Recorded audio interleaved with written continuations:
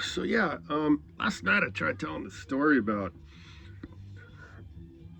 this time I got busted for growing weed and all this crazy shit that is all whatever. I couldn't get it out right, and I just whatever. Tonight's different. So yeah, so one day I woke up and I went to work. It's like 5:30 in the morning, and I'm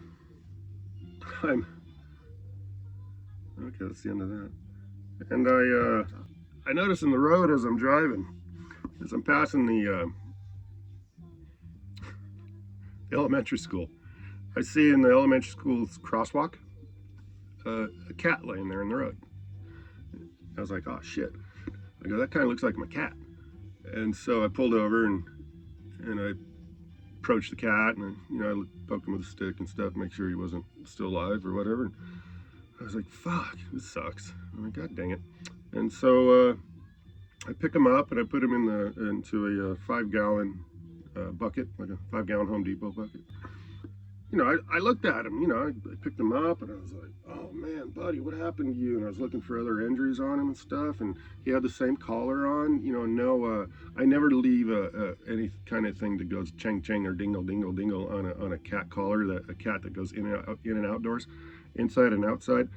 In the mountains where I was living, it's a death sentence. So, gotta give him at least a good chance, right, from the bobcats and coyotes and it was the same collar.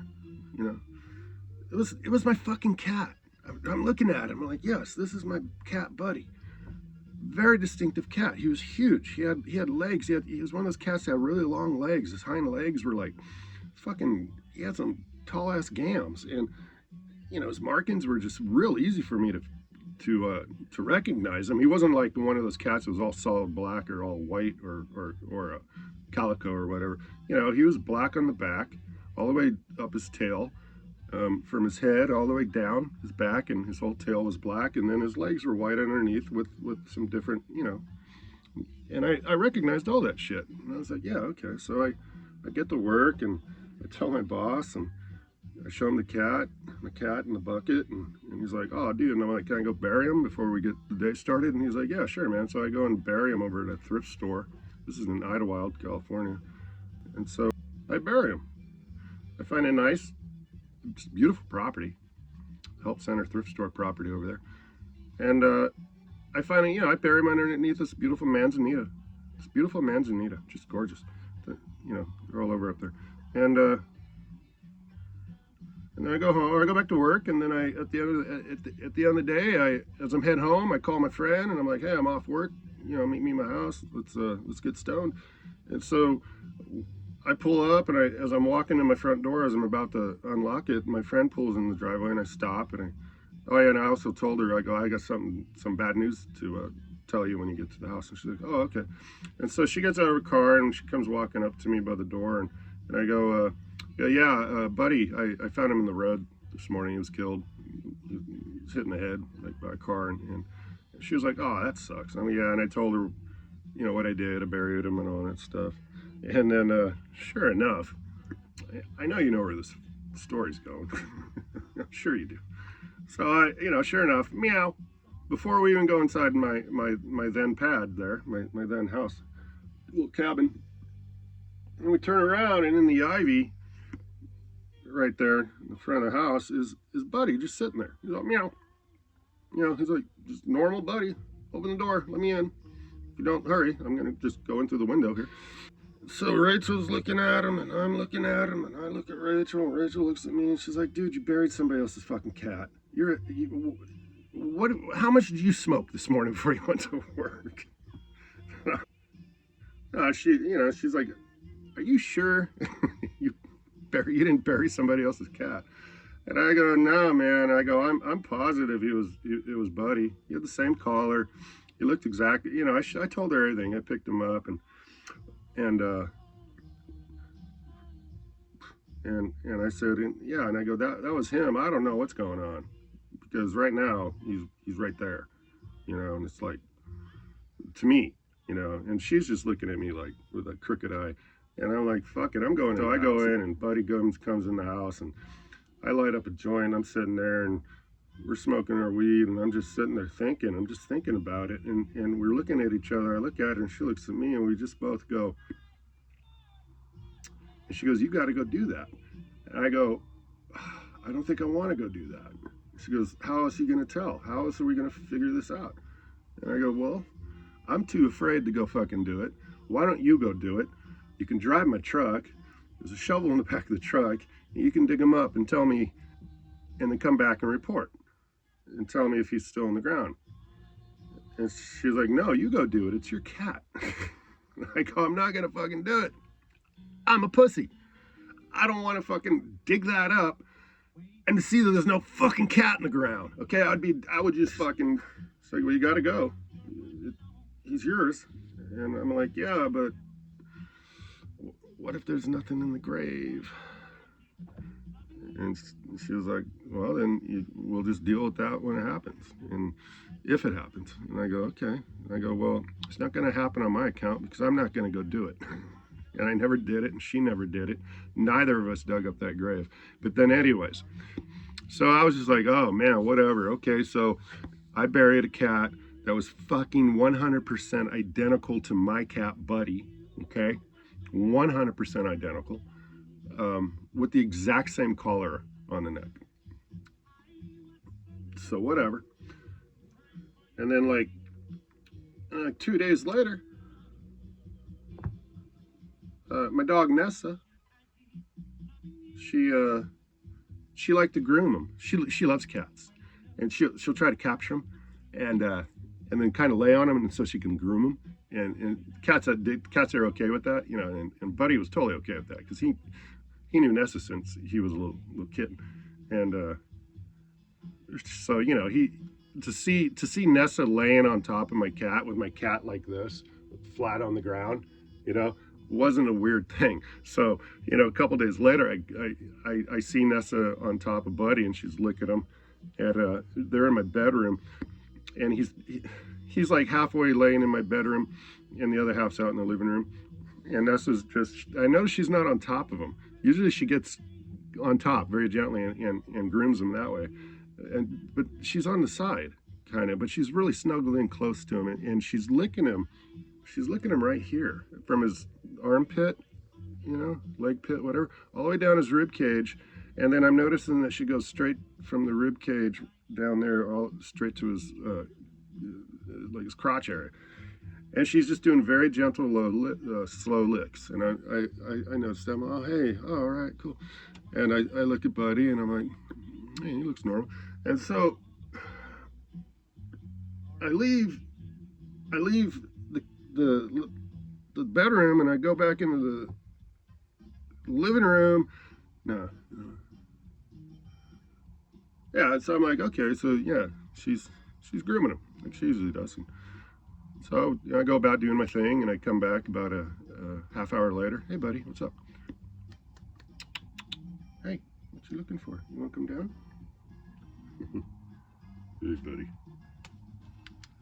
the spotlight's on you." And I go walking back in my room, and I just glance down at him again as Nessa's still licking him, and I notice there's red stuff now on the you know, on his fur, not a lot. And I'm thinking, fuck, is Nessa bleeding? I thought maybe she was bleeding in her mouth, and she was leaving it on him as she was grooming him. I'm like, Jesus Christ, what, she lose some teeth?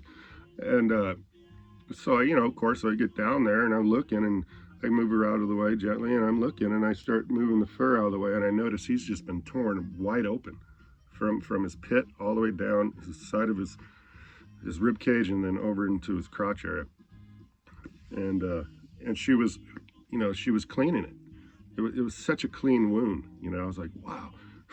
And I was like, son of a bitch, you know, he was dying. And so I just stood there, and I just, you know, I thought, well, I could pick him up. I don't want to do that. You know, so Nessa just, once she goes right back, and she lays down, and I'm like, all right, yeah, cool, thank you, Nessa. You know, take care of him as he's making his way over to the other side, you know. And so she's doing that, and I leave, and I come back, I don't know, like another half hour, go outside, smoke some weed, smoke a couple cigarettes, just sit there. I'm real bummed out, and I'm like, shit, that I can't do it, man. That's a bad wound.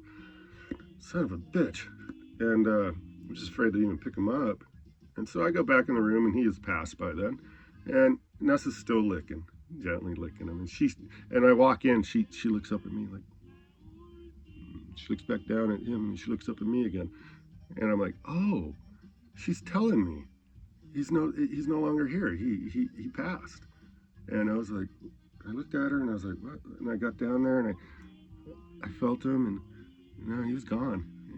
Rigor mortis was going, doing his thing already. And so I buried him. I took him, and I went back over to the thrift store, help center. And I didn't ask Colleen because I knew she would say yes. I didn't want to tell her what was going on. I didn't want to have to explain. She would be like, wait a minute, you were just here the other day burying your cat. What do you mean you got to bury him again? So I didn't want to involve her in any of this shit. And so I went back, and same manzanita tree that I buried that other cat, I guess somebody else's cat that's identical to mine, wearing the same fucking color. And I dug a hole next to that. I got them about 3.5, 4 feet deep, and both of them. And I laid them in gently on a bed of rocks, and I put rocks over them, and then I filled it up, sand, and I put a little stick in the ground, to here's Buddy. And I hope this isn't Buddy over here either. So I just backed up. I gave thanks, to Buddy for his friendship, and I just went about my day, and that's it. And I just never had the courage to go back and dig up, or at that time I didn't have the courage to do it, but he passed shortly after anyways, so I don't know what was going on there, man. I don't see how I could have mistaken him for somebody else, for my cat. I don't get that. How do you do that?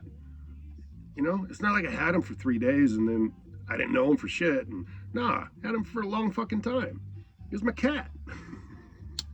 So I don't know what happened, man.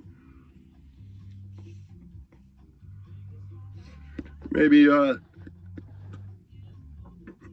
were related. Cats get related in the neighborhoods, especially in the mountains. They'll get related, and so maybe that was it. Maybe it was just, that was a relation of his. I don't know how, no. See, that doesn't even make sense, because he didn't even have his balls, man. What am I talking about? He didn't even have his fucking balls. I had him neutered. But still, he could be, it could have been a relation of his still, because I got him from somebody in Idlewild. So, because their cat had kittens, right? So then there's a cat that looks just like my cat, who's that cat's father, okay, and who's identical to my cat in weight and size and markings and the same color. So I don't know, man. Me sitting here trying to convince you that this is even a fucking true story, I'm not even going to try to. And you may be trying to convince me, dude, you're a dumb shit. You're a fucking stoner. You mistook somebody else's cat for yours and you buried their cat. That's all, right? Those are the only two fucking possibilities. No, then there's the other possibility, right? The third.